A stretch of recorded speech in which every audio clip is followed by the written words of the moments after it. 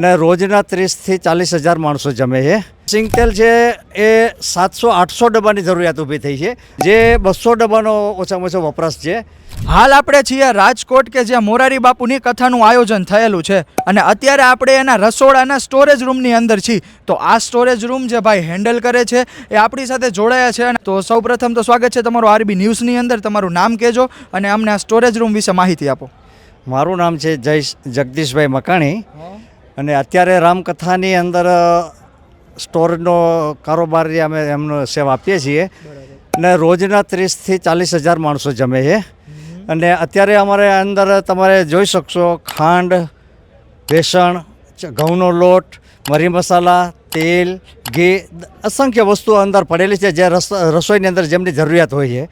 તો તેલ સિંગતેલ છે એ 700-800 ડબ્બાની જરૂરિયાત ઊભી થઈ છે અને એ પણ અમે રોજ મંગાવી અને એમને વપરાશ થઈએ। અને શુદ્ધ ઘી ગોપાલ ડેરીનું અમે વાપરીએ છીએ, જે 200 ડબ્બાનો ઓછામાં ઓછો વપરાશ છે।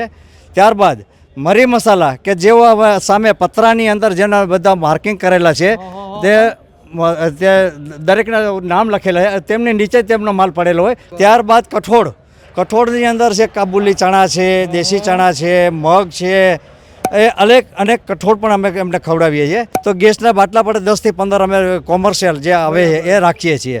તેમજ અંદર રસોડાની અંદર સ્ટોર રૂમની અંદર કોઈ જાતની અજુગતો ન થાય તેના માટે ફાયર સેફ્ટીના બોટલો પણ અમે દરેક જગ્યા ઉપર ગોઠવેલા છે। તો મિત્રો તમે જોઈ શકો છો કે એમને કીધું એવી રીતે અહીંયા તો અસંખ્ય કટા પડ્યા છે લોટના અને અહીંયા તેલ પડ્યું છે। વસ્તુ અસંખ્ય છે કે જે તમે ગણી પણ ન શકો એટલી વસ્તુ અહીંયા સ્ટોરેજ રૂમમાં સ્ટોર કરવામાં આવે છે।